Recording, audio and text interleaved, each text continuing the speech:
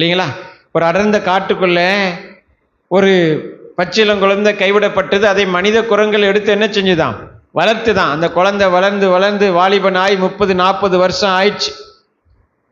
மனித குரங்குகளோடையே வளர்ந்த குழந்தை எப்படி இருக்குது? குரங்க போலயே என்ன செய்யுது? மரத்துக்கு மரம் தாவி அந்த பெரிய மனுஷன் ஆனாலும் இல்லையா, பெரிய வாலிபனாகி 40 வருஷம் ஆகி கிழவனாக போற சமயம் வந்தாலும் என்ன செஞ்சுட்டு இருக்கானா? மரத்துல ஏறி தாவிக்கிட்டு குரங்க போல ஊழையிட்டு கொண்டு இருந்தானா. ஒரு நாள் திடீரென அந்த காட்டுக்குள்ள அடர்ந்த காட்டுக்குள்ள மனிதர்களை சந்திக்க அவனுக்கு என்ன பாருங்க ஒரு வாய்ப்பு கிடைத்த போதுதான் அவனுக்கு உணர்வு வருகிறது. ஐயோ, நம்ம இந்த குரங்குகளை போல இல்லையே, நம்ம யாரை போல இருக்கிறோம்? இதோ வந்திருக்கிறவர்களை போல இருக்கிறோமே என்று அப்பொழுதுதான் அவனுக்கு என்ன தெரிகிறதாம்? இவ்வளவு நாள் அவனுக்குள் இருந்த மனித தன்மை இல்லையா, இத்தனை நாள் அவனுக்குள்ள இருந்த அவன் யார் என்கிற சுய ரூபத்தினுடைய புரிதலே அப்பொழுது அவனுக்கு ஆரம்பமாகிறது. கவனிக்கிறீங்களா? ஆனா அதுக்கு முன்னாடி அது அவனுக்குள்ள இல்லாமல் இருந்துச்சா? இருந்தது. ஆமென். மனித புத்தி, மனித சுபாவம் இல்லையா, மனிதனுக்கு என்னென்ன ஆண்டவர் கொடுத்திருந்தாரோ அத்தனையும் குரங்குகளோடு குரங்குகளாக இருந்து குரங்குகளைப் போல தாவி குதித்து குரங்குகளைப் போல சத்தம் போட்டு ஒரு குரங்காகவே வாழ்ந்த போதும் அவனுக்குள்ள என்ன இருந்துச்சு? மனிதனாக வாழக்கூடிய மனித புத்தி, மனித மூளை, மனித சக்தி எல்லாமே இருந்தது. அதை அவன் அறிகிற நாள் வரைக்கும் அது அவனுக்கு பயன்படவில்லை. கவனிக்கிறீங்களா? இல்லைங்களா? அது போல நல்ல கவனிங்க. கிறிஸ்துவுக்குள் நீங்கள் புது சிருஷ்டியாக புது மனிதனாக மாற்றப்பட்ட போதே உங்களுக்குள்ள அனைத்தும் புதிதாக்கப்பட்டு இந்த புதிய மனிதனுக்குரிய புதிய வல்லமை, புதிய கிருபைகள், ஆமென், அத்தனையும் உங்களுக்கு ஆண்டவர் கொடுத்திருக்கிறார். ஆனால் அதை என்றைக்கு அதை நீங்கள் உணர்ந்து அதை அறிந்து கொள்ற கண்கள் உங்களுக்கு திறக்கப்படுகிறதோ அன்றைக்கு நீங்கள் அந்த புதிய ஜீவியத்தை வாழ ஆரம்பிக்கிறீங்க. அந்த புது வல்லமையோடு வாழ்க்கையில செயல்பட ஆரம்பிக்கிறீங்க. அந்த புதிய மனிதனுக்கும் புது ஜீவியத்திலும் என்ன இருக்கிறது என்பதைத்தான் நம்ம என்ன செய்கிறோம்? பார்த்து வருகிறோம். சரி, அப்படியே நம்ம பார்த்துட்டு வரும்போது 11ஆம் வசனம் என்ன சொல்லுகிறது? மேலும் நாம் அனைவரும். அங்கேயும் என்ன சொல்லப்பட்டிருக்கிறது? அனைவரும். எல்லாரும் சொல்லுங்க, அனைவரும். இல்லைங்களா? மேலும் நாம் ஒருத்தர் கூட என்ன செய்யக்கூடாது? விட்டு போகக்கூடாது என்பதுதான் தேவனுடைய திட்டம். இல்லைங்களா? மேலும் நாம் அனைவரும் என்று சொல்லும் போதே தேவனுடைய திட்டமும் உங்களுக்கு புரிகிறதா? அனைவரும் என்ன செய்ய வேண்டும்? எல்லா ஆசீர்வாதத்திற்கும் பங்குள்ளவர்களாக வேண்டும். இல்லையா? ஒரு சிறியவன் கூட, ஒரு எளியவன் கூட என்ன செய்யக்கூடாது? விட்டுவிடக்கூடாது என்பதுதான் தேவனுடைய திட்டம். மோசே பார்வோனை பார்த்து சொல்கிறான், ஒரு குளம்பாகிலும் பின் வைக்கப்படுவதில்லை. ஆமென். எங்கள் தேவனுக்கு ஆராதனை செய்ய நாங்கள் எல்லாரும் போவோம். சின்ன பிள்ளைகள் போவோம், பெரியவங்க போவோம், ஆடு மாடு எல்லாத்தோட எங்க பொருட்களோடு என்ன செய்வோம்? போவோம். ஒருத்தரையும் விட்டுட்டு போவது யாருடைய திட்டம் கிடையாது, தேவனுடைய திட்டம் கிடையாது. அதனால தான் இங்க பவுல் எழுதும்போது அழகாக சொல்கிறார், மேலும் நாம் அனைவரும். எல்லாரும் சொல்லுங்க, மேலும் நாம் அனைவரும் போது நீங்க எல்லாரும் அதுல நானும் இருக்க நினைக்கணும். இல்லைங்க, இந்த மாதிரி சில விஷயங்கள்லாம் வேற யாருக்கோ உரியது அப்படின்னு நீங்க நினைக்க கூடாது. எனக்குரியதெல்லாம் சோறு பொங்குவதும் சாம்பார்களை வடிப்பதும் இல்லையா, அப்பளங்களை பொரிப்பது மட்டும்தான் என்னுடைய வேலை நீங்க நினைக்க கூடாது. கவனிக்கிறீங்களா? என்னுடைய வேலையெல்லாம் இந்த பிள்ளைகளோடு தான் கடந்த என் வாழ்க்கை இப்படிதான் போகணும் அப்படிலாம் நீங்க நினைக்க கூடாது. இங்க சொல்லப்பட்டிருக்கிற ஆவிக்குரியவைகள், ரகசியங்கள், வரங்கள், கனிகள், ஜெபங்கள், அந்நிய பாஷைகள், அதெல்லாம் வேற ஆளுக்குரியது அப்படி நீங்க நினைக்கவே கூடாது. கவனிக்கிறீங்களா? எனக்குரியதெல்லாம் என்ன? நான் நாள் முழுது வேலை பார்க்கணும், பாடுபடணும். அவர் என்ன சொல்றாரு? மேலும் நாம் அனைவரும். எல்லாரும் சொல்லுங்க, மேலும் நாம் அனைவரும் எல்லாருமே எப்படி இருக்கணும்னு விரும்புறாரு? நல்லா இருக்கணும்னு தேவன் விரும்புறாரு. சபைக்குள்ள வருகிற எல்லாரும், எல்லாரும் சொல்லுங்க, சபைக்குள்ள வருகிற எல்லாரும் அனைவருமே நல்லா இருக்கணும். அனைவருமே எல்லாருமே எல்லாம் தெரிஞ்சிருக்கணும். ஆமீன் சொல்லுங்க. இல்லைங்களா? அப்படி நீங்க ஏன் நினைக்கிறீங்க? இல்லைங்க, அது ஜெபிக்கிறதுன்னா தனி குரூப்பு, இதுக்கு தனி குரூப்பு கிடையாது. எல்லாருக்கும் எல்லாமும். எல்லாரும் சொல்லுங்க, எல்லாருக்கும் எல்லாம். நாலாம் ஜெபிக்கிறதுல வளர முடியாது, நாலாம் அந்நிய பாஷை பேச முடியாது, எனக்கெல்லாம் நாலாம் ஜெபிச்சா பிசாசு ஓடாது, அப்படிலாம் நீங்க நினைக்காதீங்க. ஆண்டவருடைய திட்டமே எல்லாருமே எல்லாம் செய்யணும், எல்லாருமே எல்லா ஆசீர்வாதங்களையும் பெறணும். ஆமீன் சொல்லுங்க. இல்ல பிரதர், எனக்கெல்லாம் காலமெல்லாம் கண்ணீர், எனக்கெல்லாம் என்னதான் காலமெல்லாம் கர்த்தர் என்னதான் வச்சிருக்கிறாரு? கண்ணீரைத்தான் வைத்திருக்கிறார், பாடுகளை தான் இல்லை, எல்லாருக்குமே சுகம். எல்லாரும் சொல்லுங்க, எல்லாருக்குமே செழிப்பு, எல்லாருக்குமே சமாதானம், இல்லைங்களா? எல்லாரும், அனைவரும். என்னது அனைவரும்? இல்லைங்க, அதெல்லாம் ஒரு சிலருக்கு, அழைப்பை பெற்றவர்களுக்கு. அப்படி சொல்லாதீங்க. ஒரு சிலருக்கு அழைப்பு, ஆரோனை போல அழைக்கப்பட்டால் ஒழிய அப்படின்னு சொல்லாதீங்க. இன்னைக்கு ஆரோனை போன்ற அழைப்பு ஒளிந்து போயிட்டு, கவனிக்கிறீங்களா? ஆரோனை போன்ற அழைப்பு என்ன ஆயிட்டு? இன்னைக்கு ஆரோன்கிற அழைப்பே போயிடுச்சு. அந்த அழைப்பே இன்னைக்கு கிடையாது. கவனிக்கிறீங்களா? இன்னைக்கு என்ன சொல்லுகிறாரு? என்ன அழைப்பு நமக்கு சொல்லப்பட்டிருக்கிறது? எபேசியர் 4:4 என்ன சொல்லுகிறது? உங்களுக்கு உண்டான அழைப்பினாலே நீங்கள் ஒரே நம்பிக்கைக்கு அழைக்கப்பட்டது போல. எல்லாருக்கும் ஒரே அழைப்பு தான். எல்லாருக்கும் என்னதான்? ஒரே அழைப்பு தான். ஆமென். அந்த அழைப்பை தான் இப்ப நம்ம என்ன செஞ்சுட்டு இருக்கிறோம்? பார்த்துட்டு இருக்கிறோம். அந்த அழைப்பு தான், நீங்க புது சிருஷ்டியாய் வாழணும், இல்லைங்களா? புது ஜீவியத்தோட, இல்லையா? புதுசா, அமீன், புதிய மனிதனாக, அமீன், கிறிஸ்துவுக்குள் புது சிருஷ்டி. சரிங்களா? இப்ப என்ன சொல்றாரு 11ஆம் வசனத்துல அப்படின்னு கேட்டீங்கன்னா, கவனிங்க, நாம் அனைவரும் தேவனுடைய குமாரனை பற்றும் விசுவாசத்திலும் அறிவிலும் ஒருமைப்பட்டவர்களாகி கிறிஸ்துனுடைய நிறைவான வளர்ச்சியின் அளவுக்கு தக்கதாக பூரண புருஷனாகும் வரைக்கும் அப்படின்னு சொல்றாரா? இல்லைங்களா? கவனிங்க, இதுல ஒரு காரியம் நம்ம புரிஞ்சுக்கணும். என்ன புரிஞ்சுக்கணும்? அனைவரும் எந்த அளவுக்கு வளர முடியும்?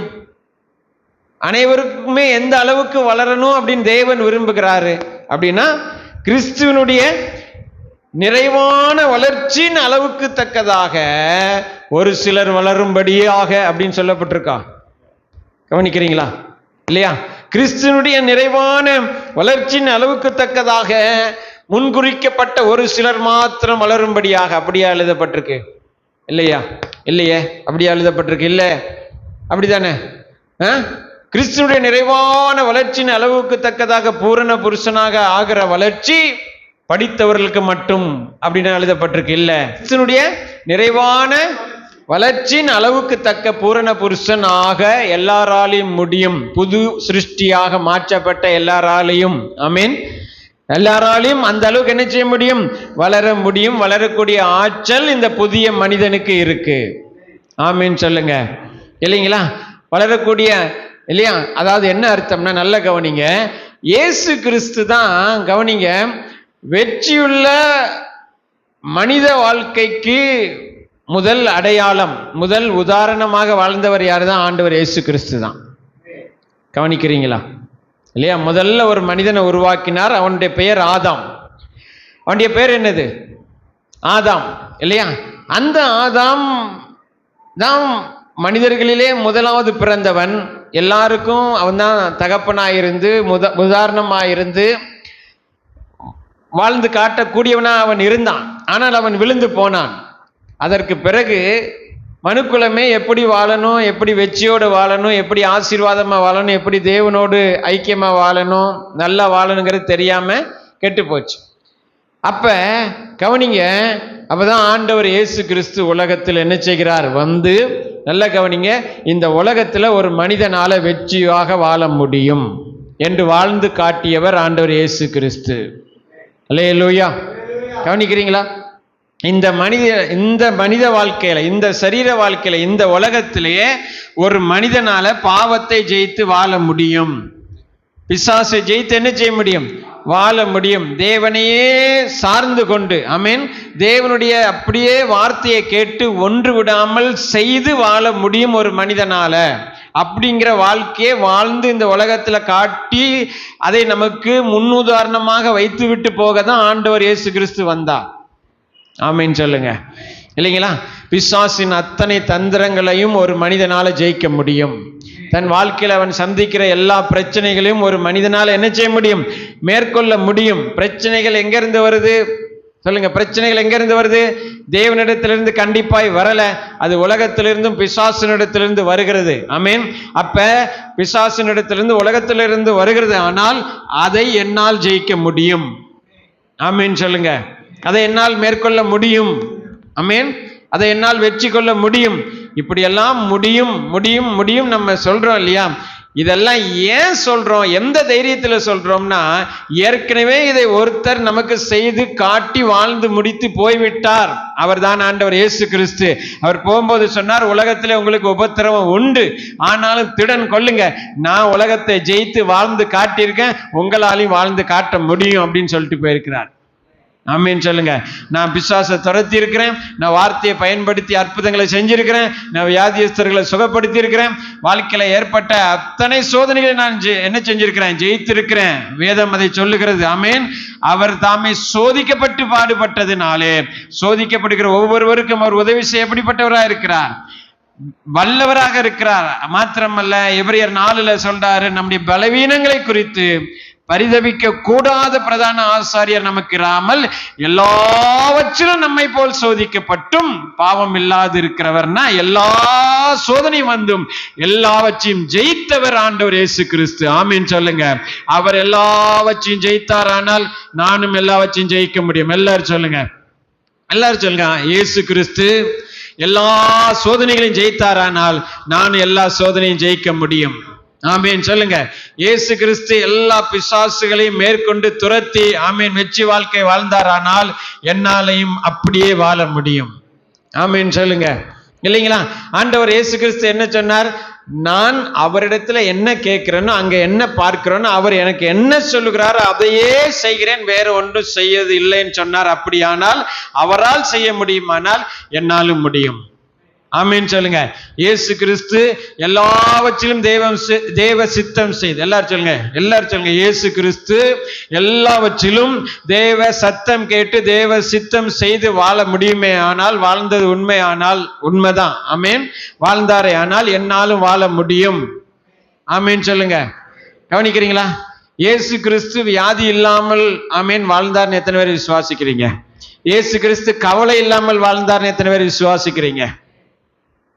விசுவாசிக்கிறீங்களா? இயேசு கிறிஸ்து நாளைக்கு என்ன செய்வோம், ஐயோ சாப்பாட்டுக்கு என்ன செய்வோம் அப்படின்லாம் கவலைப்படாம, இல்லைங்களா, வாழ்ந்தார் எத்தனை பேர் விசுவாசிக்கிறீங்க? எத்தனை பேர் நம்புறீங்க? கவனிக்கிறீங்களா? அவரால் வாழ முடியுமானால் என்னாலும் வாழ முடியும். ஆமீன். என அவர் அதை வாழ்ந்து காட்டி நான் வாழ வேண்டும் என்பதற்காகவே இந்த உலகத்தில் வந்து வாழ்ந்து காட்டிவிட்டு நீங்களும் வாழ முடியும் என்கிற நம்பிக்கையை கொடுத்து விட்டு தான் இங்க இருந்து அவர் என்ன செஞ்சிருக்கிறார், கடந்து சென்றிருக்கிறார். இயேசு பிசாசை துரத்தினாரானால் என்னாலும் துரத்த முடியும். எல்லாரும் சொல்லுங்க, இயேசு பிசாசை துரத்தினாரானால் என்னாலும் துரத்த முடியும். இயேசு உபத்திரவங்களை ஆமீன் மேற்கொண்டு ஆமீன் ஜெயித்தாரே ஆனால் என்னாலும் ஜெயிக்க முடியும். ஆமீன். இதுல ஒரு பிரச்சனை இருக்கு. என்ன பிரச்சனை அப்படின்னா, நல்ல கவனிங்க. அப்போஸ்தலர் 7ஆம் அதிகாரத்துக்கு வாங்க. மோசே எகிப்தியருடைய சகல சாஸ்திரங்களிலும் கற்பிக்கப்பட்டு வாக்கிலும் செய்கையிலும் வல்லவனானான். அவனுக்கு 40 வயதான போது இஸ்ரேல் புத்திரராகிய தன்னுடைய சகோதரரை கண்டு சந்திக்கும்படி அவனுடைய இருதயத்தில் எண்ணம் உண்டாயிற்று. இந்த 2 வசனத்தையும் ஏன் வாசிக்க சொன்னா, மோசேடைய வாழ்க்கையில இருந்தது ஒரு போராட்டம், மன போராட்டம். அந்த பக்கமும் இந்த பக்கமும் இருக்கிற பிசாசின் போராட்டம். கவனிக்கிறீங்களா? அவனுக்கு 40 வயசு ஆகிற வரைக்கும் யாரா வளர்ந்து வர்றான், எகிப்தியரா வளர்ந்து வர்றான். எகிப்தியருடைய சகல சாஸ்திரங்களையும் கற்பிக்கப்பட்டு அதுல வல்லவன் ஆயிட்டான். ஆனா இப்ப அவனுக்குள்ள மனசுக்குள்ள என்ன வருது அப்படின்னா, இல்ல நான் எகிப்தியன் இல்ல, நான் எபிரேயன், நான் எபிரேயனை போல வாழணும் அப்படின்ட்டு ஆசைப்பட்டு எபிரேயர்களை சந்திக்க போகிறான். எபிரேயர்களை என்ன செய்கிறான், சந்திக்க போகிறான். இந்த போராட்டம் பாருங்க நிறைய பேருக்கு இருக்குது இல்லையா? பழைய வாழ்க்கையை வாழவா, புதிய வாழ்க்கையை வாழவா? இது வரைக்கும் 40 வயசு வரைக்கும் ஆச்சு. என்ன ஆச்சு? 40 வயசு வரைக்கும் எகிப்தியனா வாழ்ந்தாச்சு, எகிப்தியருடைய கலைகள்ல தேறி வாழ்ந்தாச்சு. இப்ப மனசுல என்ன வருது, ஆண்டவருடைய பிள்ளையா வாழுவோம், ஆண்டவருடைய பிள்ளையா என்ன செய்வோம், வாழ்வோங்கிற என்ன செய்கிறது, வருகிறது. ஆனா அதுல போராட்டம் வருகிறது. நல்லா கவனிக்கிறீங்களா? அந்த பக்கமா இந்த பக்கமா, எந்த பக்கம் இழுக்க, 2 பக்கமும் வாழணுங்கிற எண்ணம் வருது. அந்த பக்கம் இழுக்கப்படுகிறான். அந்த நேரத்தில் என்ன நடக்குது பாருங்க, அதுதான் ரொம்ப முக்கியமானது. எபிரேயர் 11ஆம் அதிகாரத்தில், எபிரேயருக்கு எழுதின நிருபம் 11ஆம் அதிகாரத்தில் 24ஆம் வசனத்தை பாருங்க. எபிரேயர் 11:24 என்ன சொல்லுது பாருங்க. ஆரம்பிக்கும் போது எப்படி ஆரம்பிக்குது பாருங்க, சொல்லுங்க. விசுவாசத்தினாலே ஆரம்பிக்குது. ஆரம்பிக்கும் போது எப்படி ஆரம்பிக்குது? எல்லாரும் சொல்லுங்க, விசுவாசத்தினாலே. எல்லாரும் சொல்லுங்க, ஆரம்பிக்கும் போது எப்படி ஆரம்பிக்குது? சத்தமா மீண்டும் சொல்லுங்க, விசுவாசத்தினாலே.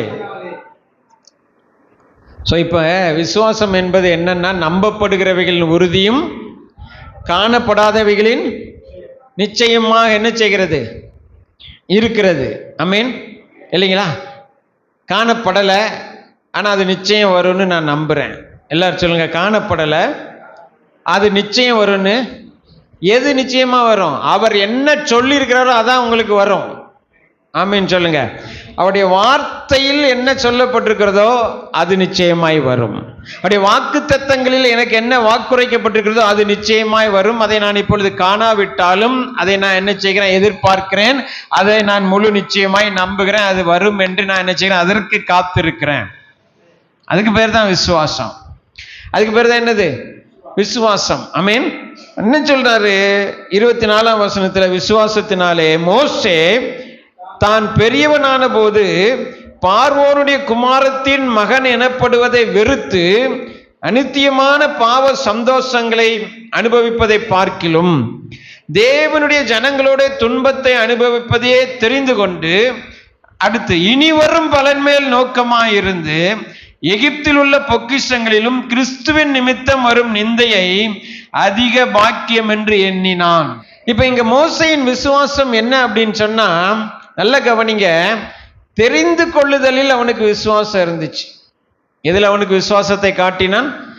தெரிந்து கொள்ளுவதில். இல்லைங்களா? எதை தெரிந்து கொண்டான்?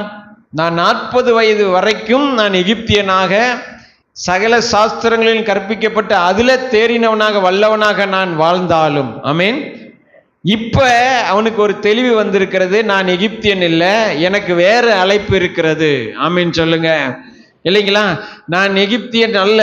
இல்லையா? வேதம் என்ன சொல்லுங்க? நீங்கள் உலகத்தில் வாழ்ந்தால் நீங்கள் உலகத்தான் அல்ல. ஆமீன் சொல்லுங்க. நீங்க இப்ப யாரு? ஆண்டவருடைய பிள்ளைகள். ஆமீன். நீங்கள் புது சிருஷ்டி, புதிதாக்கப்பட்ட புதிய மனுஷன். ஆமீன் சொல்லுங்க. புதிதாக்கப்பட்ட புதிய மனுஷன். ஆமீன். அப்ப இப்படி மோசேக்கு இந்த போராட்டம் வரும்போது அவன் விசுவாசத்தை பயன்படுத்தினானா? எதை பயன்படுத்தினானா? ஏன் அதுல விசுவாசம் தேவைப்பட்டது பாருங்க. ஏன்னா விசுவாசம் இல்லாம எதுவுமே செய்ய முடியாது. விசுவாசம் இல்லாம எதுலையுமே சக்சஸ் ஆக முடியாது. விசுவாசம் இல்லாம பிசாசை துரத்த முடியாது. விசுவாசம் இல்லாம நீங்க உங்க வாழ்க்கையில கவனிக்கிறீங்களா? இதெல்லாம் சாதாரணம் சொல்ற காரியத்தை கூட செய்ய முடியாது. ஆமீன். நீங்க சொல்லி பாருங்களேன், சாதாரணம் பிரதர், இதெல்லாம் ஒன்றும் இல்லை, நான் 1 வருஷம் சண்டையே போட மாட்டேன்னு சொல்லி பாருங்க. விசுவாசம் இல்லாமல் சொல்லி பாருங்க, முடியாது. கவனிக்கிறீங்களா? எதை செய்யணும்னாலும் நமக்கு என்ன வேணும்? சத்தமற்றவங்க, என்ன வேணும்? ஏன் விசுவாசம் வேணும் அப்படின்னா நல்லா கவனிங்க. என்ன விசுவாசம்னா கவனிங்க, நல்லா கவனிங்க. நான் விசுவாசிக்கும் போது என்ன செய்யறேன்னா, நான் தேவனை சார்ந்து வாழ்கிறேன். கவனிக்கிறீங்களா? விசுவாசிக்கும் போது என்ன செய்யறேன்னா, இதை செய்ய தேவன் எனக்கு உதவி செய்வார் என்பதை நான் நம்புகிறேன், எதிர்பார்க்கிறேன். ஆமீன் சொல்லுங்க. நான் விசுவாசம் இல்லாமல் வாழும்போது என்ன செய்கிறேன்னா, என்னால் முடியும் அப்படிங்கிறத நான் நம்புறேன். எப்படி என்னால் முடியும்? ஏன்னா யாரோ ஒருத்தன் சொல்லிட்டான், உன்னால் முடியும் தம்பின்ட்டான். கவனிக்கிறீங்களா? உன்னால் என்ன செய்யும் முடியும்ப்பா, உன்னால் எல்லாம் முடியும் அப்படின்ட்டான். இல்லைங்க, தேவன் துணை இல்லாமல், எல்லாரும் சொல்லுங்க, தேவன் துணை இல்லாமல், எல்லாரும் சொல்லுங்க, தேவன் துணை இல்லாம ஒரு சின்ன காரியத்தில் கூட என்னாலலாம் சக்சஸாக வாழ முடியாது. உங்களுக்கு எப்படியோ தெரில. கவனிக்கிறீங்களா? தேவன் எனக்கு எதுக்குனாலும் எனக்கு தேவன் தான் துணை செய்யணும். ஆமீன் சொல்லுங்க. எதுக்குனாலும் எனக்கு யார் தான் துணை செய்யணும்? தேவன் தான் எனக்கு துணை செய்யணும். ஆமீன் சொல்லுங்க. இல்லைங்களா? அப்ப சிறிதோ பெரிதோ என் வாழ்க்கையில நான் எதை செய்ய வேண்டுமானாலும் எனக்கு தேவனுடைய வழிநடத்தல் வேணும், எனக்கு தேவனுடைய ஒத்தாசை வேணும், எனக்கு தேவனுடைய பலன் வேணும், எனக்கு தேவனுடைய வழிநடத்துதல் வேணும். ஆமீன் சொல்லுங்க.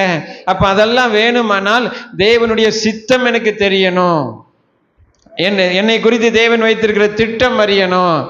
ஆமாவா இல்லைங்களா? எத்தனை பேர் கவனிக்கிறீங்க? அப்ப விசுவாசிக்கிறவன் என்ன செய்கிறான்னா, தேவனை தன் பலனாக கொண்டிருக்கிறான். தேவனை தன் என்ன செய்கிறான்? எத்தனை பேர் கவனிக்கிறீங்க இல்லைங்களா? அப்போ மோசே என்ன செய்தானாம்? நல்லா கவனிக்கிறீங்களா? மோசே என்ன செய்தான்?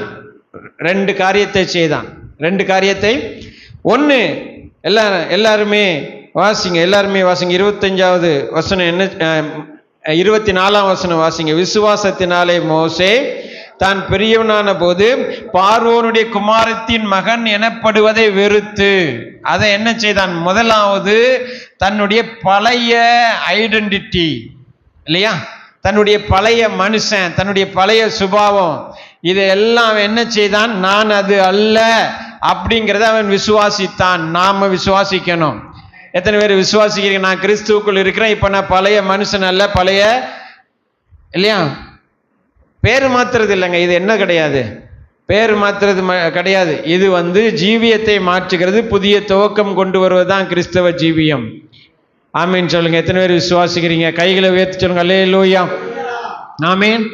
இடத்தை மாத்துறதல்ல, பேரை மாத்துறதல்ல, அதெல்லாம் மாத்துறதல்ல. இங்க என்ன சொல்றாரு? மோசே என்ன செஞ்சாரு? நான் இப்ப பழைய ஆளு கிடையாது, எனக்கு வேற அழைப்பு வந்துடுச்சு.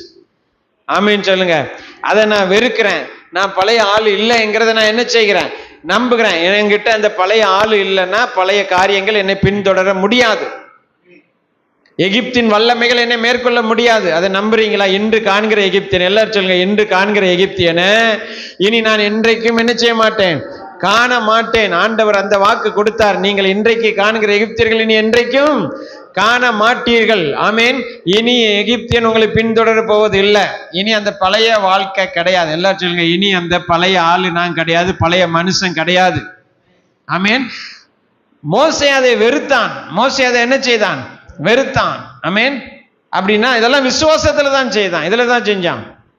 இப்போ உங்களுக்கு அந்த விசுவாசம் தேவைப்படுது. நான் இப்ப பழைய ஆள் இல்லைங்க, பக்கத்துல கை பிடிச்சிருக்கேன், நான் இப்ப யாரு கிடையாது, பழைய ஆள் கிடையாதுங்க, பழைய சுபாவம் என்கிட்ட கிடையாது, பழைய குணம் என்கிட்ட கிடையாது இல்லையா, பழைய மாதிரி கிடையாது. அதை முதல்ல நம்ம என்ன செய்யணும் சொல்லுங்க? அதை முதல்ல நம்ம என்ன செய்யணும்? விசுவாசத்தினாலே தான் மோசேயால செஞ்ச முடிஞ்சுதானால் என்னாலையும் விசுவாசத்துல தான் செய்ய முடியும், செய்ய வேண்டும். ஆமீன் சொல்லுங்க. ஆமீன். அது மாத்திரமா? அவன் என்ன செய்தானாம்? தெரிந்து கொண்டானாம். எதை தெரிந்து கொண்டான்? புதிதான ஜீவனை தெரிந்து கொண்டான், கிறிஸ்துவை தெரிந்து கொண்டான், இனி வரும் பலர் மேல் நோக்கமாயிருந்தான். ஆமீன் சொல்லுங்க. கவனிக்கிறீங்களா? அப்ப நீங்களும் இப்ப என்ன செய்யணும்? நாமும் என்ன செய்யணும்? இல்லை, இப்ப நான் புதிய மனுஷன், கிறிஸ்துவுக்குள் நான் புது சிருஷ்டி, கிறிஸ்து என்னை மாற்றி இருக்கிறார். எத்தனை பேர் விசுவாசிக்கிறீங்க? நான் இயேசுவை ஏற்றுக்கொண்டது போது என் வாழ்க்கை மாறி இருக்கிறது. ஆமீன். எனக்குள்ளே மாற்றம் வந்திருக்கிறது, நான் புது மனுஷனாக மாறி இருக்கிறேன், புது சிருஷ்டியாக என்ன செஞ்சிருக்கிறேன்? மாற்றப்பட்டிருக்கிறேன் என்பதை நாம் என்ன செய்ய வேண்டும்? விசுவாசிக்க வேண்டும். எத்தனை பேர் விசுவாசிக்கிறீங்க? ஆமீன் சொல்லுங்க. கையை உயர்த்துங்க. அல்லேலூயா. இப்ப இந்த புதிய மனுஷனுக்கு எந்த அளவுக்கு அவனால வளர முடியும், எந்த அளவுக்கு அவனால செயல்பட முடியும், எந்த அளவுக்கு அவனால் வெற்றியாய் வாழ முடியும் இல்லையா, அப்படிங்கிறதற்கு ஆண்டவர் ஒரு அளவு வைத்திருக்கிறாராம். அந்த அளவு தான் கிறிஸ்துவின் நிறைவான வளர்ச்சியின் அளவுக்கு தக்க பூரண புருஷனாக ஒவ்வொரு ஆணும் ஒவ்வொரு பெண்ணும் தேவனை விசுவாசிக்கிற யாரும் வளர முடியும் என்பதுதான் இந்த புதிய மனிதனுக்கும் புது சிருஷ்டிக்கும் இருக்கிற அந்த வல்லமை. நல்ல கவனிங்க. நீங்க பைக்கு, கார் எல்லாம் வாங்குறீங்களே, வாங்கும்போது எத்தனை கிலோமீட்டர்ஸ் வேகத்தில் இதை ஓட்ட முடியும், டிரைவ் பண்ண முடியும் அப்படின்னு கேட்டிங்கன்னா ஒவ்வொன்றுக்கும் சொல்லுவாங்க. இல்லை, இதை 80 கிலோமீட்டர் ஸ்பீடில் ஓட்டலாம், 120 கிலோமீட்டர் ஸ்பீடில் ஓட்டலாம். சில கார்கள் இருக்குது 280 கிலோமீட்டர், சில கார்கள் அதற்கும் மேலே என்ன செய்யலாம்? வேகமாக ஓட்டலாம். பந்தயத்தில் ஓடுகிற கார்கள் எல்லாம் என்ன செய்யலாம்? ஓட்டலாம் என்று நிச்சயப்பட்டிருக்கிறது, சொல்லப்பட்டிருக்கிறது. கவனிக்கிறீங்களா? இப்போ நான் ஒரு ஸ்கூட்டர் வச்சிருக்கிறேன்னு வச்சுக்கோங்களேன். சாதாரணமாக எல்லாரும் பயன்படுத்துகிற ஒரு ஸ்கூட்டரை வச்சுக்கிட்டு நான் 280 கிலோமீட்டர் ஸ்பீடு வேகத்தில் ஓட்ட முடியுமா? சொல்லுங்க. முடியும். என்ன செய்யும்? முடியும். ஆனால் கொஞ்ச நேரத்தில் ஆடும், கட்ட கட்ட கட்ட என்ன செய்யும்? வைப்ரேஷன் ஆகும். கொஞ்ச நேரத்தில் அதை என்ன செய்யும்? வைப்ரேஷன் ஆகும். ஒரு 5 நிமிஷம் கழித்து டயர் கலண்டு தன்னால் அந்த பக்கம் ஓடும். இன்ஜின் சூடாகி என்ன செய்யும்? எரிய ஆரம்பிக்கும். கவனிக்கிறீங்களா? ஆனால் 280 கிலோமீட்டர் ஸ்பீடில் போகணுங்கிறதுக்காகவே உருவாக்கப்பட்ட அந்த வாகனம், அதற்கு ஏற்றபடி இன்ஜினும் அதற்கு ஏற்ற மாதிரியும் டயர் இருக்கும். பார்த்துருக்கீங்களா? சப்பையா தட்டையா இவ்வளோ அகலமா நீளம் அகலமா டயர் இருக்கும். பார்த்துருக்கீங்களா? அந்த ரேஸ் காருக்கெல்லாம் ரப்பர் அதுக்கு தகுந்த தடிமனாக இல்லையா, வித்து கூடுனதா, அகலம் கூடுனதா எல்லாம் என்ன செஞ்சுருப்பாங்க, வச்சுருப்பாங்க. ஏன்னா அதை உருவாக்கும் போதே அவங்களுக்கு தெரியும் இதை என்ன செய்ய போகிறாங்க. 280 கிலோமீட்டர் ஸ்பீடில் இதை என்ன செய்ய போகிறாங்க, ஓட்ட போகிறாங்க. ஓட்டும்போது உள்ளே இருக்கவனுக்கு என்ன தெரியாது, 280 கிலோமீட்டர் ஸ்பீடில் போகிறதுனால எந்த பிரச்சனையும் அவனுக்கு தெரியாது. உள்ள அவன் நல்லா தான் உட்காந்துருப்பான், சொகுசாக உட்காந்துருப்பான். பார்த்துருக்கீங்களா? பார்த்துருக்கீங்களா? அதே இது சாதாரண காரு, சாதாரண காரு, அதில் நீங்கள் 280 கிலோமீட்டர் ஸ்பீடில் ஓட்டி பாருங்கள். உள்ளே உங்களால் என்ன செய்ய முடியாது, சாதாரணமாக உட்கார முடியாது. சீட்டு ஆடும், கதவெல்லாம் ஆட ஆரம்பிக்கும், எல்லாமே வேற மாதிரி இதாக என்ன செய்ய ஆரம்பிக்கும். இப்போ நான் என்ன சொல்கிறோம்னா, உங்களை கிறிஸ்துவின் நிறைவான வளர்ச்சியின் அளவுக்கு தக்கதாக வளர்க்கிறது தான் அவருடைய திட்டம்னா, உங்களை எப்படி அவர் உருவாக்கி இருப்பார் சொல்லுங்க. உங்களை அவர் எப்படி உருவாக்கி இருப்பார் சொல்லுங்க. உங்கள் ஸ்பேர் பார்ட்ஸ்லாம் எதுக்கு ஃபிட் ஆகியிருக்கும்? அந்த ஸ்பீடுக்கு எப்படி கார் ஃபிட் ஆகுதோ அதுபோல நீங்கள் கிறிஸ்துவின் நிறைவான வளர்ச்சியின் அளவு தக்க வளரணும், கொண்டு வந்துடும் தான் அவருடைய திட்டமானால், உங்களுக்குள்ள அதற்குரிய எல்லாவற்றையும் வைத்து தான் அந்த புதிய சிருஷ்டி அவர் உருவாக்கி இருக்கிறார். ஆமீன் சொல்லுங்க. சாதாரண மனுஷனே இதெல்லாம் சிந்திச்சு ஒரு காரையும் எல்லாத்தையும் உருவாக்கும் போது, இந்த சர்வ ஞானி சர்வ வல்லவர் எப்படி உங்களை அழகாக அற்புதமாக கிறிஸ்துவ நிறைவான வளர்ச்சிக்கு தக்க உருவாக்கணும்னா, கிறிஸ்துவுக்கு என்னெல்லாம் கொடுத்திருந்தாரோ அதெல்லாம் உங்களுக்கு கொடுத்து தான் இந்த புதிய சிருஷ்டியை உருவாக்கி இருக்கிறார். அப்படியானால் நான் சொல்லுகிறேன், இந்த புதிய சிருஷ்டி யாருக்கு ஒப்பாக இருக்கிறான்? ஆனால் கிறிஸ்துவுக்கு ஒப்பாக இருக்கிறான். வேதமும் அதை சொல்லுகிறது. நாம் இப்பொழுது அவருக்கு ஒப்பாக இருக்கிறோம். ஆமேன் சொல்லுங்க. இந்த இயேசு கிறிஸ்து, ஆண்டவராகிய இயேசு கிறிஸ்து உலகத்தில் பிறந்த போது அவருக்கு என்னென்னலாம் இருந்ததோ அத்தனையும் உங்களுக்குள் இருக்கிறது. அதனாலதான் வேதம் சொல்லுகிறது, அவர் முதற் பேரானவர், நாமெல்லாம் அதற்கு பின்பு வரிசையாக வருகிறோம் என்றால் அவரை போலவே வருகிறோம். ஆமேன் சொல்லுங்க. எத்தனை பேருக்கு புரியுது? புரியுதா? அவர் உங்களுக்கு ஒண்ணு கொடுக்கிறாருன்னா எங்கிருந்து கொடுப்பார்? அவர்கிட்ட இருக்கிறத தான் கொடுப்பார். அவர்கிட்ட இருக்கிறத தான் கொடுப்பாரு. அவர்கிட்ட சிறந்தது இருக்குமா? அவர்கிட்ட ஓட்ட உடைசல் இருக்குமா? அவர்கிட்ட என்னதான் இருக்கும்? சிறந்தது தான் இருக்கும். ஆமீன் சொல்லுங்க. எத்தனை பேர் கவனிக்கிறீங்க? அவர் சிறந்ததை தான் உங்களுக்கு கொடுப்பார். எல்லாரும் சொல்லுங்க, அவர் எதை தான் உங்களுக்கு கொடுப்பாரு? அதுல சிறந்ததை தான் கொடுத்தார் என்பதுல முக்கியமான காரியம் என்னன்னா, இயேசுவை அவர் நமக்கு கொடுத்தது தான். யாரை நமக்கு கொடுத்தது தான்? தம்முடைய சொந்த குமாரன் என்றும் பாராமல் அவரையே நமக்காக தந்தவர். எல்லாரும் சொல்லுங்க, அவரையே நமக்காக தந்தவர். அவரோடு கூட மற்ற எல்லாவற்றையும் நமக்கு அருளாதிருப்பது எப்படி? கேக்குதா? ரோமர் 8ஆம் அதிகாரம் 32ஆம் வசனம் என்ன சொல்லுகிறது? எல்லாரும் எடுத்து வாசிங்க. ரோமர் 8ஆம் அதிகாரம் 32ஆம் வசனம் என்ன சொல்லுகிறது? தம்முடைய சொந்த குமாரன் என்று பாராமல் அவரையே நமக்காக கொடுத்தவர், அவரோடு கூட மற்ற எல்லாவற்றையும் நமக்கு அருளாதிருப்பது எப்படி என்று சொல்லப்பட்டிருக்கிறது அந்த வசனம். இந்த வசனத்தை எனக்கு பாருங்க ரொம்ப நாள் புரியல. நான் இவ்வளவு நாள் அதை வாசிக்கும் போது என்ன நினைச்சிட்டு இருந்தேன் அப்படின்னா, நமக்கு ஏதாவது ஒண்ணு இல்லை, ஏதாவது ஒண்ணு குறைவா இருக்குன்னா நிச்சயமா இயேசுவே தந்துட்டவர், அதை நமக்கு எப்படி தராம இருப்பாரு அப்படின்னு. அது இல்லைங்க அர்த்தம். அது என்ன அர்த்தம்னா, இயேசுவை கொடுக்கும் போதே எல்லாவற்றையும் கொடுத்துட்டார், இனி தரப்போறது இல்லை. கவனிக்கிறீங்களா? தம்முடைய சொந்த குமாரன் என்று பாராமல் யாரை கொடுத்தாரு? இயேசுவை கொடுத்துட்டாருலங்க. இயேசுவை விட அவருக்கு வேற ஏதாவது பெருசா இருக்குமா? கவனிக்கிறீங்களா? எத்தனை பேர் கவனிக்கிறீங்க? அப்ப அவரையே தந்தவர் இனிமே நம்ம கேட்கறதெல்லாம் நமக்கு தந்துருவார், நிச்சயமா தருவார். அப்படி இல்லைங்க. இந்த வசனம் என்ன சொல்லுதுன்னா, இயேசுவை கொடுக்கும் போதே, எல்லாரும் சொல்லுங்க, இயேசுவை கொடுக்கும் போதே. யோவான் 3:16 சொல்லியிருக்கல, அவரை தந்தர்லி இவ்வளவாய் உலகத்தில் அன்பு கூர்ந்தார்னு.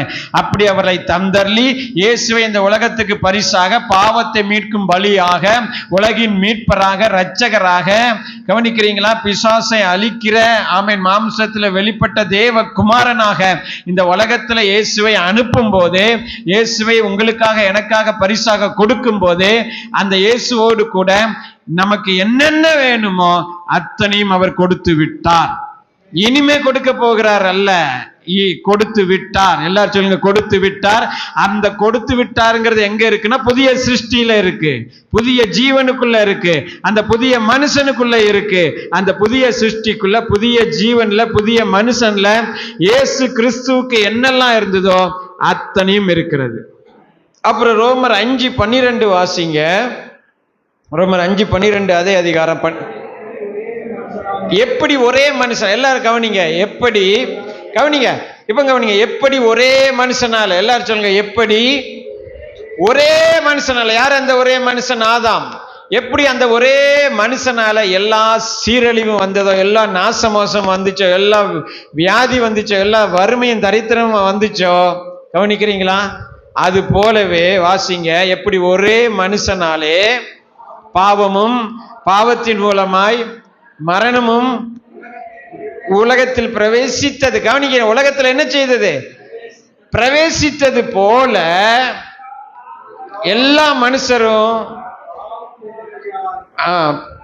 மனுஷரும் பாவம் செய்தபடியால் மரணம் எல்லாருக்கும் வந்தது போல இதுவும் ஆயிடுச்சு. எதுவும் ஆயிடுச்சு? ஒரு மனுஷனாலே எல்லா கெட்டதும் வந்துச்சு. எல்லா கெட்டதும் என்ன செஞ்சிச்சு? வந்துச்சு. ஒரே மனிதனாக பிறந்த தேவகுமாரனாகிய இயேசு கிறிஸ்துவாலே எதுவும் வந்துட்டு, ஜீவன் வந்துட்டு, சுகம் வந்துட்டு, வாழ்க்கை வந்துட்டு, வெற்றி வந்துட்டு, சமாதானம் வந்துட்டு, ஜீவன் எல்லாமே வந்துட்டு. இனி வரப்போறது இல்லை. ஏங்க, நீங்க பிறக்கும் போதே பாவியா பிறந்தீங்களா, பரிசுத்தவான பிறந்தீங்களா? தாவீது என்ன சொல்றாரு? என் தாய் என்னை பாவத்தில் கற்பம் தரித்தால்னா என்ன அர்த்தம்? கவனிங்க, பிறக்கும் போதே யாராதான் பிறக்கிறேன்? பாவியா பிறக்கிறேன். பிறக்கும் போதே பாவியா பிறக்கிறேன்னு என்ன அர்த்தம் தெரியுமா? பிறக்கும் போதே இந்த உடம்புல வியாதி வர்றதுக்குள்ளதெல்லாம் இருக்கிறது, எல்லாமே இதுல என்ன செய்யுது? இருக்குது. ஆனா இது எல்லாமே பழைய மனுஷன். எல்லாரும் சொல்லுங்க, இதெல்லாம் என்ன மனுஷன்? பழைய மனுஷன். எப்படி இந்த பழைய மனுஷன் பிறக்கும் போதே அவனுக்கு எல்லாமே அவங்க அப்பாவுடைய குணம், அப்பாவுடைய நிறம், டிஎன்ஏ, அந்த பரம்பரை வியாதி, பரம்பரை குணம் இதெல்லாம் வருதோ இல்லைங்களா? உலகத்துல பிறந்த எல்லா பிறந்த பிள்ளை என்ன செய்யறாங்க? பொத்தி பொத்தி வளர்க்காங்களா இல்லையா? சொல்லுங்க. பிள்ளைய பொத்தி பொத்தி வளர்த்து அதை செய்து இதை செய்து குளிப்பாட்டி அதெல்லாம் பண்ணி என்ன செய்யறாங்க? ஏன் வளர்க்குறாங்கன்னா, அந்த குழந்தை எதுக்கு உட்பட்டது? இந்த உலகத்துல இருந்து வருகிற கிருமிகளுக்கும் பொல்லாத ஆவிகளும் அதை என்ன செஞ்சிடக்கூடாது, தாக்கிடக்கூடாதுன்னு தாயானவள் என்ன செய்யறான்? அதை பொத்தி பொத்தி பொத்தி வளர்க்கிறா. ஏன்னா அந்த பழைய மனுஷன் இதுக்கெல்லாம் அவன் பாதிக்கப்படக்கூடியவன். அதே மாதிரி நல்ல கவனிங்க, நீங்க என்னைக்கு கிறிஸ்துவுக்குள்ள பிறந்தீர்களோ, கவனிக்கிறீங்களா? கிறிஸ்துவனுடைய டிஎன்ஏ, அவருடைய சுபாவம், அவருடைய வல்லமை, அவருடைய ஞானம், அவருக்கு என்னெல்லாம் இருந்ததோ அத்தனையோடும் இந்த புதிய மனுஷன், இந்த புதிய சிருஷ்டி பிறந்திருக்கிறான். கைகளை நல்ல தட்டி கர்த்தரை கரப்படுத்துங்கள். ஆமேன், ஹல்லேலூயா. எப்படி ஒரே மனுஷனால பாவமும் பாவத்தினாலே மரணமும் உலகத்தில் பிரவேசித்ததோ, அது போலவே ஒரே மனிதனாகிய தேவகுமாரன் அவர் மனிதனாக பிறந்ததினாலே, அந்த மனிதனாகிய இயேசு கிறிஸ்துவினாலே அவருக்குள் இருந்து புது சிருஷ்டியாய் பிறக்கிறவர்களுக்குள்ள என்னெல்லாம் வந்திருக்கிறது? ஞானம், புத்தி, ஆமீன், வல்லமை, பலன், ஆமீன், சுகம், ஆரோக்கியம், விடுதலை, எதையும் ஜெயிக்கிற ஆற்றல், எந்த பிரச்சனையும் மேற்கொள்ளுகிற ஆமீன் கிருபைகள் அத்தனையும் அவருக்கு என்ன இருந்ததோ அத்தனையும் ஆமீன் இந்த புதிய மனிதனுக்குள்ள, புதிய சிருஷ்டிக்குள்ள அவர் ஏற்கனவே கொடுத்துட்டார். அதான் விஷயம். ரோமர் 8:32 அர்த்தம் என்னன்னா, இனி கொடுக்க போகிறார் அல்ல. சொந்த குமாரன் என்று பார்க்காமல் இயேசுவே கொடுத்தவர் இனிமேல் நமக்கு தேவையானதெல்லாம் கொடுப்பார் என்பது அர்த்தம் அல்ல. இயேசுவை கொடுக்கும் போது எல்லாவற்றையும் கொடுத்து விட்டார். அந்த எல்லாமே எங்க இருக்கிறது? புது சிருஷ்டிக்குள்ள, இந்த உள்ளான மனுஷனுக்குள்ள, புதிதாய் பிறந்த இந்த ஆவி மனிதனுக்குள்ள இருக்கிறது. அதை நீங்கள் விசுவாசிக்க வேண்டும்.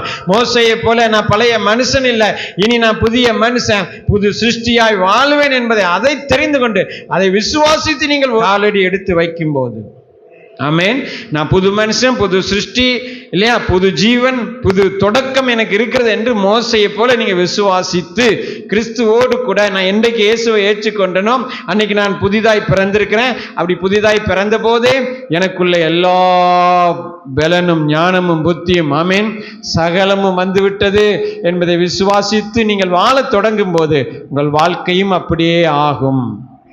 ஆமென், அது செயல்பட ஆரம்பிக்கும். அப்ப இது எப்போ உண்டாகும்னா, முதல்ல இதை பற்றி அறிவு உண்டாக வேண்டும், அடுத்து இதை விசுவாசிக்க வேண்டும். ஆமென் சொல்லுங்க. அடுத்து இதை என்ன செய்ய வேண்டும்? விசுவாசிக்க வேண்டும். அதனால தான் நல்ல கவனிங்க, ரோமர் 8:32 ஒரு வார்த்தை சொல்லப்பட்டிருக்கிறது. என்னன்னா, தம்முடைய சொந்த குமாரன் என்று பாராமல் அவரையே அப்படின்னு சொல்லப்பட்டிருக்கா. அவரையே அப்படின்னு சொல்லப்பட்டுட்டு அடுத்து நீங்க கவனிக்க வேண்டிய வார்த்தை என்னன்னா, அவரோடு கூட அப்படிங்கிற வார்த்தை வருதா அந்த வசனத்துல? அவரோடு கூடன்னா என்ன அர்த்தம் தெரியுமா? இயேசுவை கொடுக்கும் போதே அவர் கூடவே எல்லாத்தையும் கொடுத்து அனுப்பிட்டார். ஆமேன்னு சொல்லுங்க. இயேசுக்கு வரும்போதே என்ன செஞ்சாரு? எல்லாத்தையும் கொண்டு வந்துட்டார். ஆமேன்னு சொல்லுங்க. பிதா என்னென்ன உங்களுக்கு கொடுக்கணும்னு நினைச்சிருந்தாரோ, பரலோகத்திலிருந்து நீங்க எதெல்லாம் உங்களுக்கு வரணும்னு நீங்க இன்னும் ஜெபம் பண்ணிட்டு இருக்கிறீங்களோ, ஆமேன், தெரியாம நீங்க விண்ணப்பம் பண்ணிட்டு இருக்கீங்களோ, அதெல்லாம் இயேசு வந்தாரு பாருங்க, அப்பமே மூட்டையா கவனிக்கிறீங்களா? பை நிறைய என்ன செஞ்சிட்டாரு? பரலோகத்துல இருந்து எல்லா நன்மைகளையும் அவரோடு கூட கொண்டு வந்துட்டாரு. இப்ப அந்த இயேசு உங்களுக்குள்ளேயும் வந்துட்டாரு. ஆமேன்னு சொல்லுங்க. நீங்க அந்த இயேசுவை உங்களுக்குள்ள வச்சிருக்கிறீங்களா? ஹல்லேலூயா. ஆமா, அந்த இயேசு உங்களுக்குள்ள இருக்கிறாரானா அவர் கொண்டு வந்த எல்லாமே உங்க கூட இருக்கிறது. அவரோடு கூட. எல்லாரும் சொல்லுங்க, சத்தமா சொல்லுங்க, அவரோடு கூடையே கொண்டு வந்துட்டாரு. இயேசு வரும்போது என்ன செஞ்சுட்டாரு? எல்லாத்தையும் கொண்டு வந்துட்டார். சுகத்தை கொண்டு வந்துட்டார், பலனை கொண்டு வந்துட்டார், சமாதானத்தை கொண்டு வந்துட்டார், வெற்றியை கொண்டு வந்துட்டார், வாழ்வை கொண்டு வந்துட்டாரு, பிசாசின் மேல ஆதிக்கத்தை கொண்டு வந்துட்டாரு இல்லையா? எல்லாத்தையும் அவர் என்ன செஞ்சிட்டாரு? வரும்போதே அவரோடு கூடவே கொண்டு வந்துட்டார். இனி அங்க கொடுக்கிறதுக்கு ஒண்ணுமே இல்லை. கவனிக்கிறீங்களா? இனி அங்க என்ன இல்லை? சத்தமா சொல்லுங்க. இனி அங்க கொடுக்கிறதுக்கு என்ன இல்லை? எல்லாத்தையும் கொடுத்து கவுத்துட்டார். ஆமீன். கொட்டிட்டார். ஆமீன். அமுக்கி குலுக்கி சரிந்து விழும்படியாக, ஆமீன், என்ன செஞ்சிட்டாரு?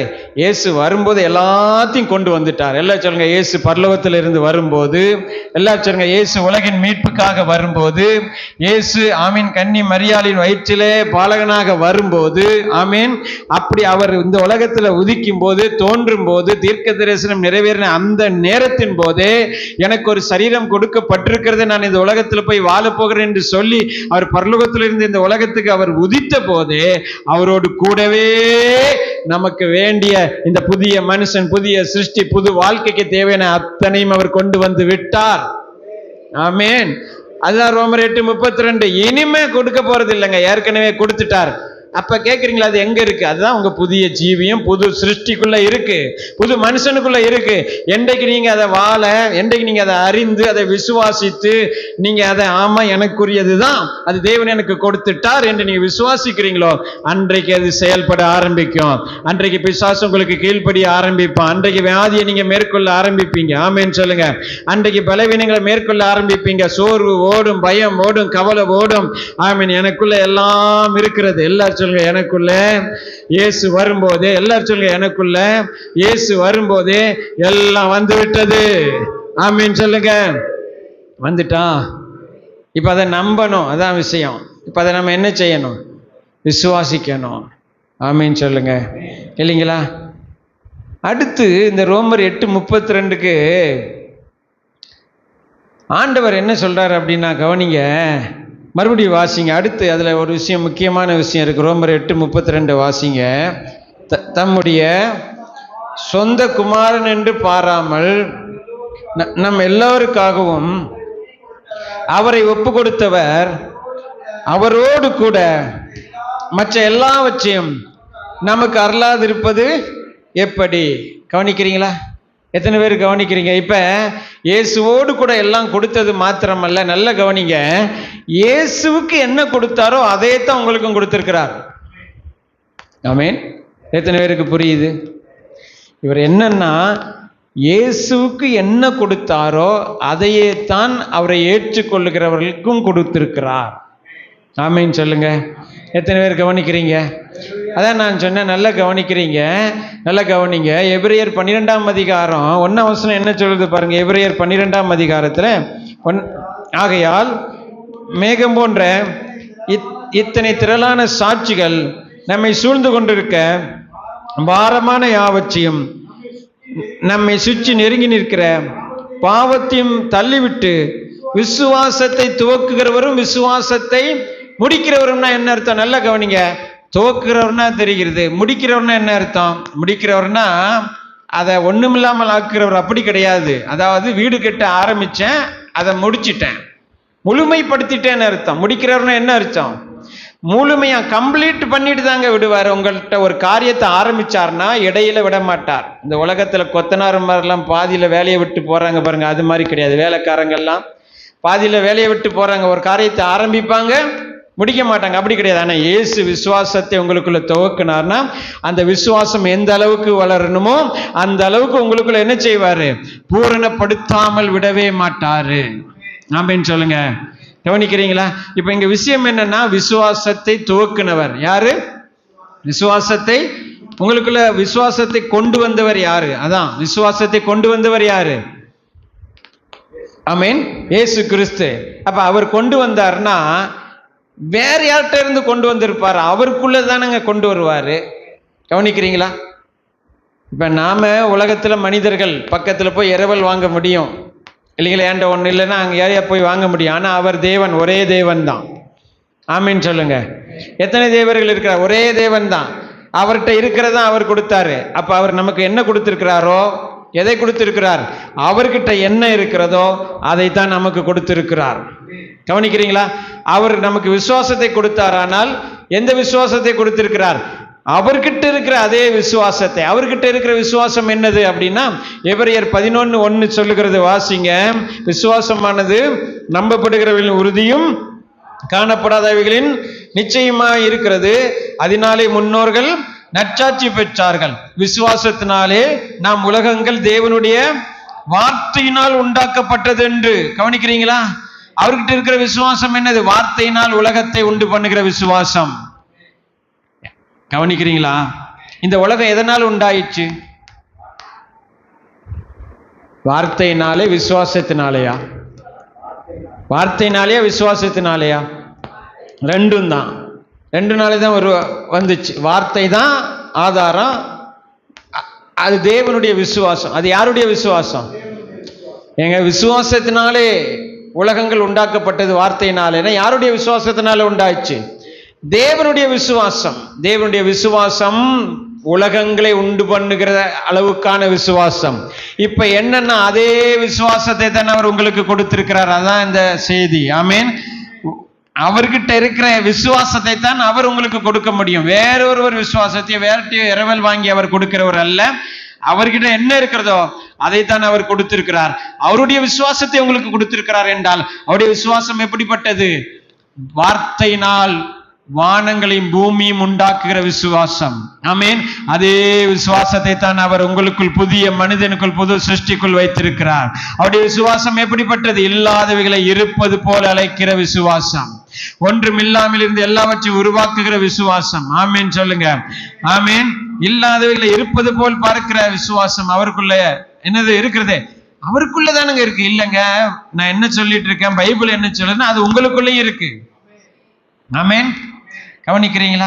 அப்ப அவரோடு கூட எல்லாவற்றையும் நமக்கு தராதிருப்பது எப்படின்னு சொல்லும் போது அந்த வசனம் என்ன சொல்லுகிறதுனா, அவரோடு கூட எல்லாவற்றையும் கொடுத்தது மாத்திரமல்ல, இயேசுவுக்கு என்ன இருந்ததோ அதே தான் உங்களுக்கும் அவர் கொடுத்திருக்கிறார். கையை உயர்த்தி சொல்லுங்க, அல்லேலூயா. ஆமென். இயேசுவுக்கு என்ன வல்லமை இருந்துச்சோ அதே வல்லமை இப்பொழுது உங்களுக்குள் இருக்கிறது. இயேசு கிறிஸ்துவுக்கு என்ன ஞானம் இருந்ததோ அதே ஞானம் உங்களுக்குள் இப்பொழுது இருக்கிறது. இயேசு கிறிஸ்துவுக்குள் என்னென்ன இருந்ததோ ஆமென் அத்தனையும் அவர் உங்களுக்குள் வைத்திருக்கிறார். அதுதான் புது சிருஷ்டி, அதுதான் புதிய மனிதன்.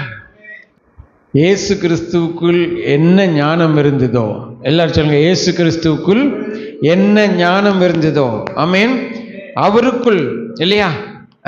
இப்ப மார்க்கு எழுதின சுவிசேஷம் அதுல 11ஆம் அதிகாரத்துல 22, 23, 24 வாசிக்கும் போது அதுல ஆண்டவர் சொல்றார், நீங்கள் தேவனிடத்தில் விசுவாசமாயிருங்கள். ஒரு மொழிபெயர்ப்பு என்ன சொல்லுதுன்னா, தேவனிடத்தில் விசுவாசமாயிருங்கள்னு சொல்லுதில்ல. எத்தனாவது வசனம் பதர்? மார்க் 11:22 வாசிங்க. இயேசு அவர்களை நோக்கி தேவனிடத்தில் விசுவாசமாயிருங்கள்னு சொல்லுதில்ல. இந்த வார்த்தையை ஒரு மொழிபெயர்ப்பு என்ன சொல்லுதுன்னா, நீங்கள் தேவனுடைய விசுவாசத்தை உடையவர்களா இருங்கள் அப்படின்னு சொல்லுது. தேவனுடைய விசுவாசத்தை உடையவனா நான் எப்படி இருக்க முடியும்னா, ஏன் அப்படி ஆண்டவர் இயேசு கிறிஸ்து அப்படி சொல்ல முடியும்னா, தேவனுடைய விசுவாசத்தை தான் அவர் உங்களுக்கு கொடுத்திருக்கிறார். கவனிக்கிறீங்களா? அவர் உங்களுக்கு என்ன விசுவாசத்தை கொடுத்திருக்கிறார்னா, அவருடைய விசுவாசத்தை தான் கொடுத்திருக்கிறார். அந்த விசுவாசம் தான் மலைகளை பெருக்கத்தக்க விசுவாசம், இல்லாதவர்களை இருப்பது போல் அழைக்கிற விசுவாசம், வார்த்தையினால் வானங்களை உண்டு பண்ணுகிற விசுவாசம். ஆமென் சொல்லுங்க. அப்ப உங்களுக்குள்ள என்ன இருக்கிறது அப்படின்னா, கவனிங்க, இந்த புது மனிதனுக்குள்ள புது சிருஷ்டிக்குள்ள என்ன இருக்கிறது அப்படின்னா, ஆண்டவர் இயேசு கிறிஸ்துவினிடத்தில் இருந்த அதே விசுவாசம், அதே ஞானம், அதே வல்லமை. ஆமென். அப்படி இருக்கிறதுனால தான் ஆண்டவர் சொன்னார், நான் செய்தவைகளை நீங்கள் செய்வீர்கள், இதுல மேலானவைகளை நீங்கள் செய்வீர்கள். எப்படி சொல்ல முடியும் அவரால? அவர் செய்ததை நம்மால எப்படி செய்ய முடியும்? அவர்கிட்ட இருந்ததை நமக்கு கொடுத்தா தானே செய்ய முடியும். ஆமாங்க, சரிங்களா? எத்தனை பேர் நம்புறீங்க அதை? ஆமென். 80 கிலோமீட்டர் ஸ்பீட்ல போகக்கூடிய பைக்கால தானே 80 கிலோமீட்டர் ஸ்பீட்ல போக முடியும்.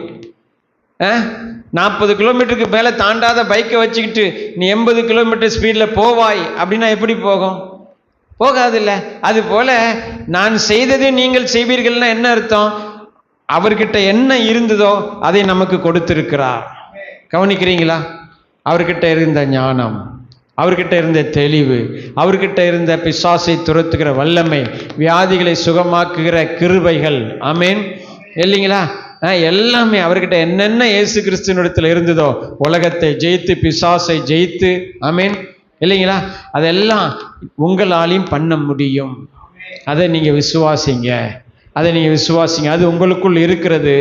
நீங்க புதிதாய் பிறந்த அந்த புதிய மனிதனாய் என்றைக்கு மாற்றப்பட்டீர்களோ அந்த புது சிருஷ்டிக்குள்ள இருக்கிறது. நீங்க வெளிப்புறமாய் பார்க்கிற இந்த மனிதனை பார்த்து ஏமாந்து போகாதீங்க.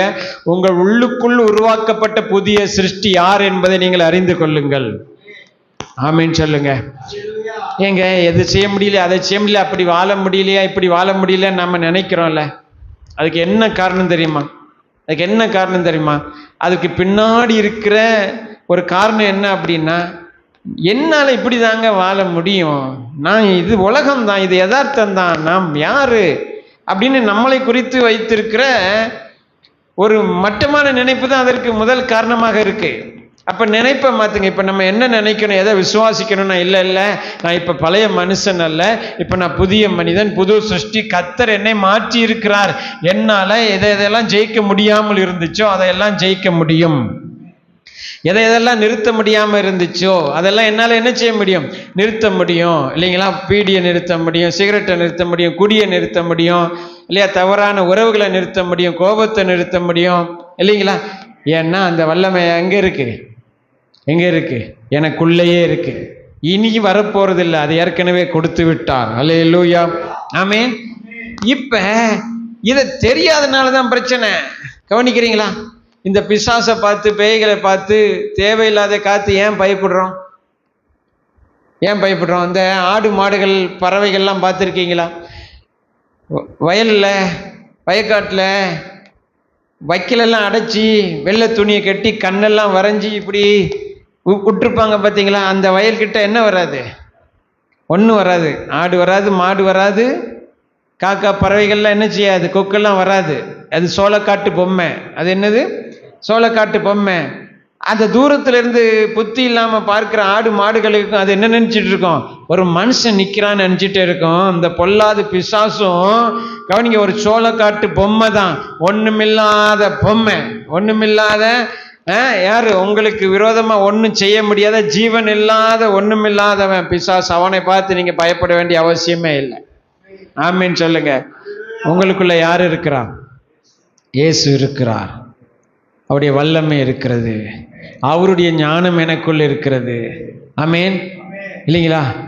அவர் எப்படி கொடுக்கிறார்? யாக்கோபு 1:6 சொல்லுகிறது, அவர் யாவருக்கும் சம்பூர்ணமாய் கொடுக்கிறவர். எப்படி கொடுக்கிறவர்? அப்ப விசுவாசத்தை கொடுத்தார்னா எப்படிதான் கொடுத்திருப்பாரு? சம்பூர்ணமாய் கொடுத்திருப்பார். ஆமேன். வல்லமை கொடுத்தார்னா உங்களுக்குள்ள எப்படிதான் கொடுத்திருப்பாரு? சம்பூர்ண வல்லமையை கொடுத்திருப்பார். ஞானத்தை கொடுத்தாரானால் உங்களுக்குள்ள எப்படிதான் கொடுத்திருப்பாரு? சம்பூர்ண ஞானத்தை கொடுத்திருப்பார். ஆமேன். அப்ப உங்களுக்கு எதையெல்லாம் கொடுத்தாரோ அதையெல்லாம் உங்களுக்குள்ள அவர் எப்படிதான் கொடுத்திருப்பாரு? சம்பூர்ணமாய் கொடுத்திருப்பார். ஆமேன். இப்ப இதுல உங்களை வளர்க்கிறதற்கும் இந்த விசுவாசத்தை பெருக்கிறதற்காக தான் அவர் அப்போஸ்தலர்கள், தீர்க்கதரிசிகள், சுவிசேஷர்கள், மேய்ப்பர்கள், போதகர்கள், இதெல்லாம் எதுக்குன்னா எல்லாத்தையும் கொடுத்துட்டாரு பாருங்க. இதை உங்களுக்கு கற்று தருவோம், இதுல உங்களை வளர்க்கவும் தான் ஏற்படுத்தி இருக்கிறார்னு இந்த வசனம் சொல்லுகிறது. ஆமீன் சொல்லுங்க. எத்தனை பேர் விசுவாசிக்கிறீங்க? அல்லேலூயா. ஆமீன் இல்லையா? அப்போ உங்களுக்குள்ள எல்லாமே என்ன இருக்கு? எல்லாமே இருக்கு. அதான் புது சிருஷ்டி. அதான் என்னது? புது சிருஷ்டி. ஆமீன். அவரோடு கூட, எல்லாரும் சொல்லுங்க, இயேசுவோடு கூட. என்றைக்கு இயேசு உங்களுக்குள் வந்தாரோ அன்றைக்கே உங்களுக்குள்ள எல்லாம் வந்துட்டு, உங்களுக்கு வாழ்க்கை வந்துட்டு. உங்களுக்கு என்ன வந்துட்டு? வாழ்க்கை வந்துட்டு. நீங்க இனி வாழாம இருக்கிறது உங்களுடைய அதை அறியாமையினால தான். அதை அறியாமையினால தான். இன்றைக்கு அதெல்லாம் அறியாமையெல்லாம் மாற்றி போடுவதற்கு தான். கவனிங்க, இன்றைக்கு ஆவியானவர் உங்களோடு கூட பேசி கொண்டிருக்கிறார். மோசையை போல நீங்க முதலாவது என்ன செய்யுங்க? விசுவாசிங்க. நான் எகிப்தியன் இல்லை, நான் எபிரேயன். நான் யாரு கிடையாது? பழைய மனுஷன் கிடையாது, புதிய மனுஷன். ஆமீன். நான் இனி பழைய மனுஷன் என்று நினைத்து கொண்டிருக்க மாட்டேன். இனி வரும் பலன் மேல் நோக்கமாயிருந்து மோசே எப்படி அதை நோக்கி போனானோ, ஆமீன். எல்லாரும் இனி வரும் பலன் மேல் நோக்கமாயிருந்து மோசே அதை விசுவாசித்து எப்படி அதை நோக்கி கடந்து போனானோ, அது போல எனக்குள் இருக்கிற புது வல்லமை, புதிய சிருஷ்டிய, அந்த புது சிருஷ்டிக்குள் இருக்கிற எல்லா நன்மைகளையும் நான் விசுவாசிக்கிறேன். ஆமீன் சொல்லுங்க. கவனிக்கிறீங்களா? அப்ப இதை நீங்க விசுவாசிக்கும் போதுதான் உங்கள் வாழ்க்கையில வெற்றி ஆரம்பமாகிறது, பலன் ஆரம்பமாகிறது, நம்பிக்கை ஆரம்பமாகிறது. ஆமீன். நீங்க இப்ப என்ன செஞ்சிட்டு இருக்கீங்களோ, எந்த வேலை செஞ்சிட்டு இருக்கீங்களோ அதுல உங்களால சக்சஸ்ஃபுல்லாக வாழ முடியும். ஆமீன் சொல்லுங்க. நீங்க கொத்தர் ஆனாலும் சரி, நீங்க இன்ஜினியர் ஆனாலும் சரி, இல்லைங்களா? நீங்க எந்த மார்க்கெட்டிங் ஆனாலும் சரி, நீங்க டீச்சர் ஆனாலும் சரி, நீங்க இப்ப என்ன வேலை செய்றீங்களோ அதுல நீங்க சக்சஸாய் வாழக்கூடிய எல்லா வல்லமைகளும் உங்களுக்குள்ள ஏற்கனவே இருக்கு, இந்த புது சிருஷ்டிக்குள்ள இருக்கிறது. அதனாலதான் அடிமையாய் யோசேப்பு இருந்தாலும் அடிமையாய் இருந்தவன் சக்சஸ்ஃபுல்லாக வாழ்ந்தான். ஏன்னா வேதம் சொல்லுகிறது, கர்த்தர் யோசேப்போடு இருந்தார். எல்லாரும் சொல்லுங்க, இயேசு எனக்குள்ளே இருக்கிறார், என்னால சக்சஸா இருக்க முடியும், வெற்றியாய் வாழ முடியும். ஆமீன் சொல்லுங்க. இல்லைங்களா? யோசேப்பால எப்படி வெற்றியாய் வாழ முடிந்தது? அடிமையா இருந்தாலும் அவனோடு கூட யார் இருந்தா? கர்த்தர் இருந்தார். அது போல இன்றைக்கு உங்களுக்குள் இயேசு இருக்கிறார். அவர் வரும்போது எல்லா வல்லமைகளும் எல்லா ஞானத்தையும் உங்களுக்குள்ள என்ன செஞ்சிட்டாரு? கொடுத்துட்டாரு. நீங்க வெற்றியாய் வாழ முடியும். ஆமீன் சொல்லுங்க. நம்ம எல்லாரும் எழுந்திருப்போம். கர்த்தர்